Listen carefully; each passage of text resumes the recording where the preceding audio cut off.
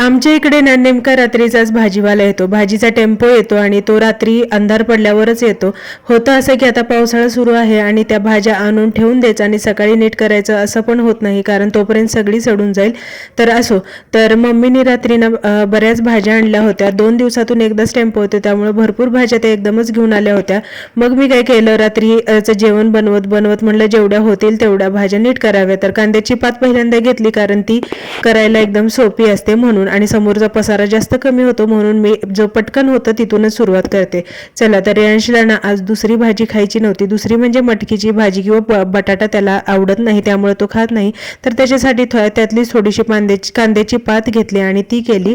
तर बटाटा आमच्यासाठी केला होता. बटाट्याची बघा, मी जास्त काही टाकत नाही मसाले वगैरे, त्याच्यामध्ये फक्त कोथिंबीर, कढीपत्ता मेन आहे. कढीपत्त्याने बटाट्याची टेस्ट एकदम छान होते आणि घरगुती जे तिखट असं मसाले असते तेवढेच टाकते आणि मस्त परतून घेते आणि थोडासा मसाला एकदम व्यवस्थित परतला ना त्याच्यामध्ये पातळ काप करून बटाटे टाकते. त्याच्यामुळे ना बटाटा लवकर शिजतो. आणि हा विशेष म्हणजे ना, मी याच्यामध्ये पाणी टाकत नाही, फक्त वाफेवर हा बटाटा करते. आणि सुक्या भाज्यांचं एक महत्त्वाची गोष्ट तुम्हाला माहिती आहे का, सुक्या भाज्यामध्ये जितकं कमी पाणी टाकेल किंवा पाणी न टाकता वाफेवरच केल्यानं तर भाज्या खूप छान लागतात. एकदा करून बघा, हे माझ्या मम्मीने सांगितले आहे. तिच्या शक्यतो सुक्या भाज्यांना फक्त वाफेवरच बनवल्या जातात, तशाच मी पण बनवते. आता बघा, व्यवस्थित दिसते आणि खूप छान लागते ही भाजी.